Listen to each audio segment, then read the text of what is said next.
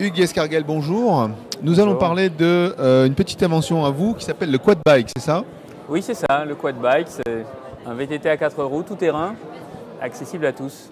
Alors ce quad bike, en fait l'idée vous est venue de créer quelque chose de ludique ou de sportif? L'idée est venue de la pratique du VTT, de l'envie de découvrir de nouvelles sensations. Et c'est à partir de cette envie que je me suis décidé à concevoir ce quad bike, ce VTT à 4 roues, tout terrain, écologique, puisque j'étais très sensible il y a plus de 10 ans à ce côté-là, de ce point de vue-là. Et avec une propulsion donc humaine avec les jambes, et aujourd'hui, depuis quelques années, en propulsion hybride, puisqu'il faut être dans l'air du temps aussi. Donc il y a de l'électrique là-dedans. Il y a de l'assistance électrique inspirée des VTT hybrides aujourd'hui, qui a été adaptée sur les quad bikes, oui. D'accord, donc on peut faire du quad bike où exactement? Ça doit être encadré, on peut faire ça tout seul, en famille, comment ça se passe? Alors, notre vocation, c'est de placer des exploitations sur toute la France et l'international. On a une dizaine d'exploitations en France et à l'international aujourd'hui, et on a la volonté de se développer dans les départements autour de Chambéry, à Chambéry et autour de Chambéry, où aujourd'hui on n'a pas encore d'exploitation, si ce n'est dans les Hautes-Alpes, où on a 2 exploitants dans les Hautes-Alpes. D'accord, donc c'est des loueurs de matériel, mais en général l'activité est encadrée.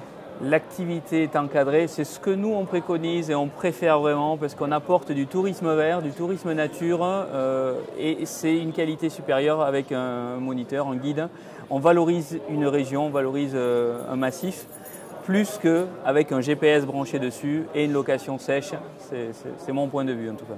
Par contre, donc 2 roues sur un VTT en montagne, c'est déjà compliqué. 4 roues, il faut que les chemins soient plus larges. On peut sortir des chemins.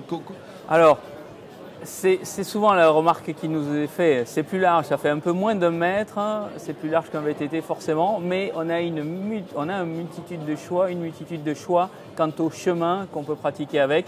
Et certains endroits où paraissent très techniques, et malgré tout, on arrive à passer en façon trial, comme un 4x4, mais sans le bruit, sans le moteur, et tout encore plus ludique parce qu'on est plus proche du sol.